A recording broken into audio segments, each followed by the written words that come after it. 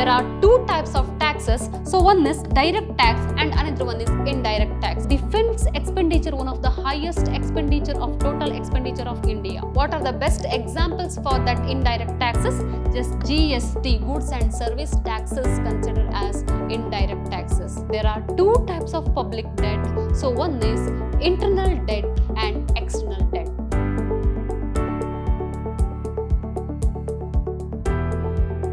Namaste my dear students, Shubha Hebba here, Faculty of Commerce, Vidhyaashram First Grade College, the Temple of Excellence, Mysuru. Dear students, a warm welcome to the session. How does the government will spend on the public infrastructure? Who will responsible for public debt? And the government how will manage the public debt if it is in the case of financial crisis of the country? Today we are going to discuss about all the different factors which belongs to the important content, that is fiscal policy in India, which is the 6th chapter that belongs to your 2nd unit, economic policies of pre-reforms Indian economy. Dear students, today we are going to discuss about fiscal policy in India in this session. Let us start the session with content. That fiscal policy in India, meaning of fiscal policy, and next one, objectives of fiscal policy. What are the different objectives of fiscal policy? And instrument of fiscal policy, public debt, public revenues and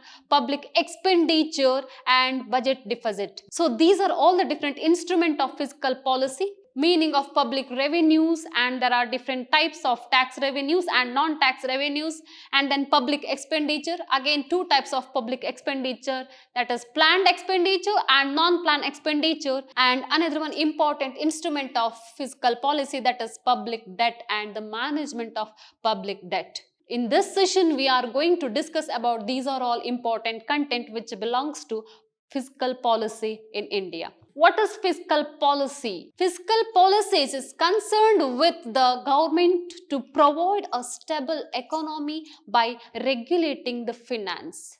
Government accumulate the funds through the taxation, and of course it utilizes the funds as an expenditure on public sectors, and of course if it is not possible to maintain by taxation, it goes through debt, internal debt or external debt. So the concept which belongs to fiscal policy. Then what are the different objectives of fiscal policy? That is very important. Yes, to promote economic growth. How? Yes, establishment or setup of different industries like small scale industries and heavy industries by public sectors, which can create the employment opportunities and which is led to the infrastructure development of economic system. And what are the infrastructure development? Transport will get developed, and then education system and health facilities. So these are all the different sector will get developed with that development of industrial sectors. Contribution to industrial sector or development of industrial sectors or setup of heavy industries like fertilizer industries, then chemical industries, then electrical industries, and also that capital good industries which can create that infrastructure development of an economic system. So by the way, it helps to promote the total economic growth. And next one, it reduces the income and wealth disparities. It can create the employment opportunities which helps to increasing the per capita income, which can create the conditions or which can reduce the income inequalities and then wealth disparities. Everybody can utilize the government opportunities, establishment of public sector, participation of public sectors, which can create the social economic welfare motives. And next one, to provide the employment opportunities. Establishment of different industries and just promote the agriculture sector, and with this taking the different measures to solve the unemployment problems and employment generation programs which lead to contribution to full employment system of our country. The fiscal policy can create this very important conditions. And next one, to ensure the stability in prices. Yes, prices of very essential commodities.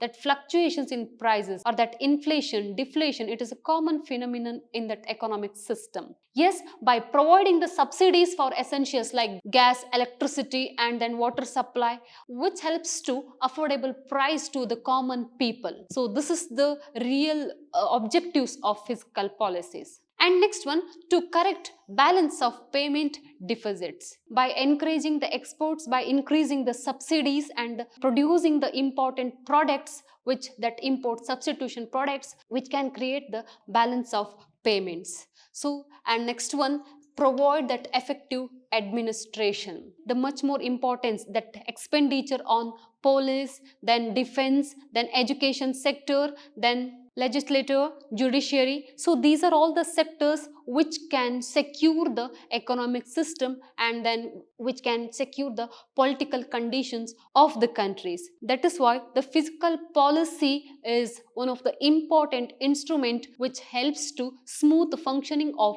economic system. Let us discuss what are the different instruments of fiscal policies. First one, public revenues, and second one, public expenditure and public debt, and fourth one, that is deficit financing. Let us discuss one by one. First one, public revenues. What is public revenue? Income earned by the government from that both tax and non-tax revenues. Accumulate of tax and non-tax revenue which collected by the government, it is called public revenues. So that tax revenues, what do you mean by tax? Tax is a compulsory contribution to the government levied by the government on the citizen. There are two types of taxes. So one is direct tax and another one is indirect tax. What is direct taxes? Those in which the tax burden cannot be transferred to others. So everybody should pay some certain amount to the government directly, that is called direct tax, and the rate of amount which have decided by the government only. So what are the different sources of tax revenues? Income taxes, corporation taxes, custom duties and central excise duties, wealth tax, service tax. So these are all the different taxes which belongs to that direct taxes, which is compulsory contribution by the citizens to the government directly. It is called direct tax. And next one, indirect taxes. What is indirect taxes? The burden of tax or tax burden is transferred to others. It is called that indirect taxes. It levied on goods and services and levied by the government only. What are the best examples for that indirect taxes? Just GST, goods and service taxes, considered as indirect taxes. Before introducing the goods and service taxes, there are so many taxes. Now it is concluded at that only one taxes, just goods and service taxes, that is GST. Yes, the tax revenue, there are two types, direct taxes and indirect taxes. Revenue considered as tax revenues and non-tax revenues. Yes, again that non-tax revenues, it is just recurring income that is earned from sources other than the taxes by the government. They are revenue receipts and not generated by taxing the public, which is not in the form of tax revenues. It is called non-tax payments. Yes, that is fee, penalties, just interest receipts, then fines, grants. So these are all the coming under the non-tax revenues. So there are two important types, tax revenues and non-tax revenues. Under the tax revenues, just direct taxes and indirect taxes, and non-revenues which is not considered as a tax. It is not a compulsory contributions, that fees and fines and then different penalties. So these are all that interest receipts. So these are all belongs to the non-tax revenues. And next one, public expenditures. What do you mean by public expenditure?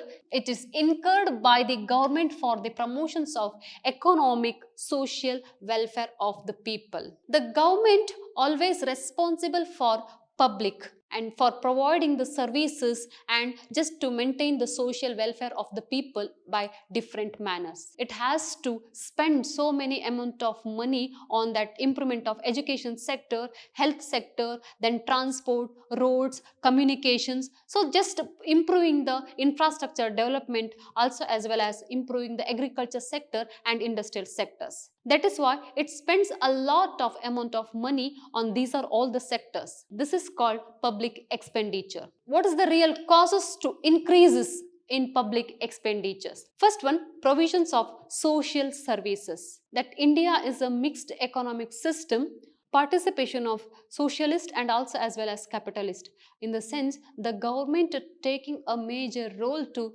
run the economic system, and also we can see private sector participation, but the major role carried by government only. Yes, the government is taking highest responsibilities to carry the economic system by providing the different social services. Establishment of so many education institutions, schools and colleges, establishment of so many hospitals, establishment of public sector industries. So these are all which can create the expenses to the government. This is one of the important causes, a rise of public expenditures. And next one, increase in the defense expenditures. So defense expenditure, one of the highest expenditure of total expenditure of India. That is 15.5% of total expenditure which occupied by defense expenditures. And only 3% of total expenditure reserved for education purpose, and nowadays it is coming to spend on that education and also as well as health sectors. So that improving the infrastructure development, it takes more expenses. Yes, of course, just it is considered by the government only. And next one, rapid growth of population. See, increasing the population rate, which tells about increasing the requirements. Yes, the rate of distributions of national income which depends upon that populations. We know that increasing in the population rate which can create the reducing the distributions of resources. And of course the growth of population, which is the major causes of public expenditures. And next one, huge expenditure on civil amenities, providing the services, conducting the elections. So these are all which requires that huge amount of expenses by the government. And next one, economic development, establishment of industries, providing the subsidies to that agriculture sector, subsidies to that to maintain the price stability for that electricity, gas and water supply. So these are all which can create the expenses by the government. Of course, the government will provide the facility, in the sense we are all taking that facility, we are all enjoying with that facility, but it is real expense to the government. If the government is giving free, which tells about it is expense to the government, yes, we are getting free only. These are all the important causes which can create or which can increasing in the public expenditures. Again, there are two types of public expenditures. So one is planned expenditures.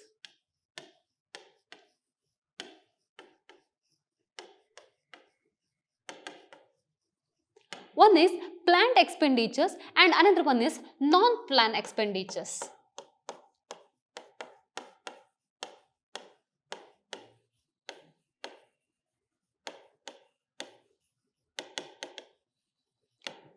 Planned expenditure and another one is non-planned expenditure. Planned expenditure in the sense just government allocated the funds or spent the funds with the plan.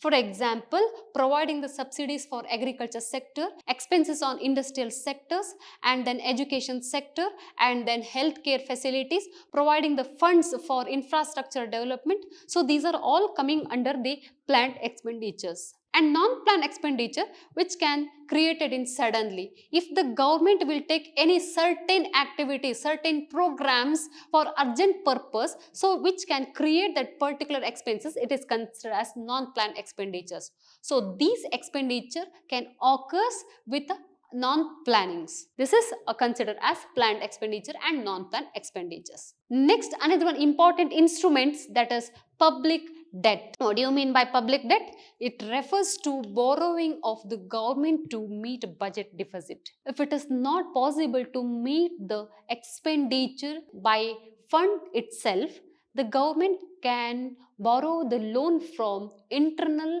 or external. It is called public debt. There are two types of public debt. So one is internal debt and external debt. If the government will borrowing the funds from internal peoples or within the country, it is called internal debt. And if the government, it is not possible to solve the financial crisis, it can borrow the funds from foreign countries. So those considered as in external debt. Yes, that internal debt, it is not that much serious because it can easily manageable, and that external debt, it is one of the important serious matter will be to government. How it is? Yes, the management of debt is very important. And of course, now we are in that new economic policy era. We have adopted the different policies to boost our economic system by 1991, July 1st. We have adopted the new economic policies. Yes, we have undergone with that financial crisis, and we have approached the IMF and World Bank for $7 billion loan. What is the causes behind that particular process? Yes, we were not able to meet that financial crisis by internally. And public sector undertakings, the failure performance of public sector undertakings and very lowest contributions by sector, that different agriculture sector, industrial sector also, as well as service sectors, so which created that financial crisis. Employment conditions also the very lowest rate, and output also in the lowest rate. This was the condition. Finally, it was not possible to raise the funds by internally, and it has approached the IMF and World Bank, and just they have agreed to provide the funds with the certain conditions, that is liberalization, privatization and globalization. This is the real causes we have adopted the new economic policies. And that's why I'm telling that management of public debt is very important. And nearby, that is $400.6 billion. $400.6 billion we have external public debt. And of course, it is not in the form of cash transactions, it is due to trade gap. Yes, we are exporting so many products from different countries, which can created by balance of payments.